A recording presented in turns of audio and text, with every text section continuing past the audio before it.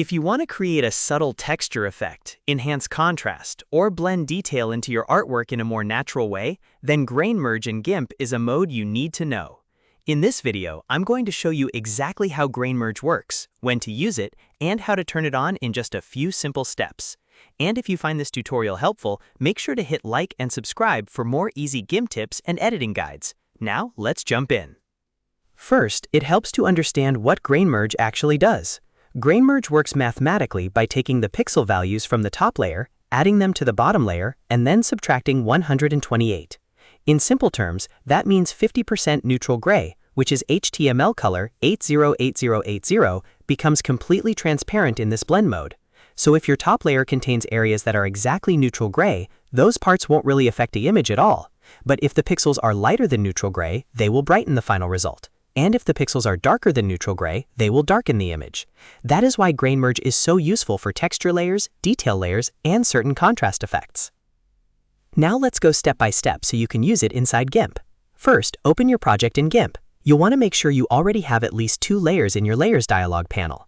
Grain merge works best when you have a base layer underneath and another layer on top that you want to blend into the image. This top layer might be a grain texture, a shadow layer, a highlight layer, or some kind of detail layer you want to combine with the image below. Next, click on the top layer in the Layers panel to make sure it is selected. This is very important because the blend mode is applied to the layer you currently have active. If you select the wrong layer, the effect won't appear the way you expect. Once the top layer is selected, look at the very top of the Layers panel. You'll see a Mode drop-down menu, and by default, it is usually set to Normal.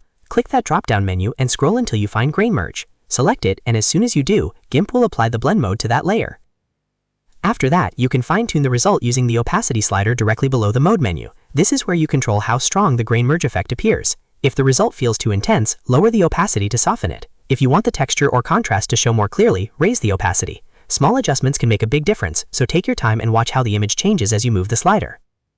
If you are using grain merge for a texture overlay, a great tip is to test different opacity levels until the effect feels natural. Too much grain can overpower the image, but just the right amount can add a really professional finish. If you're using it for detail enhancement, pay attention to how the highlights and shadows react. Because grain merge treats neutral gray as transparent, it is especially useful when your top layer contains both lighter and darker information around a mid-gray base. Another thing to keep in mind is that grain merge is different from a lot of other blend modes because it is specifically designed around that 128 midpoint. That means it is not just simply brightening or darkening the image randomly. It is responding to the pixel values in a very controlled way, which makes it a powerful tool when you want targeted results. So, to quickly recap, open your GIMP project, make sure you have at least 2 layers, select the top layer, change the mode from normal to grain merge, and then adjust the opacity until it looks right. That's really all there is to it, but once you understand how it works, you'll start noticing a lot of creative uses for it in your editing workflow. If this video helped you learn how to use grain merge mode in GIMP, please give it a thumbs up, subscribe for more tutorials, and let me know in the comments if you want to see more GIMP blending mode videos. Thanks for watching, and I'll see you in the next one.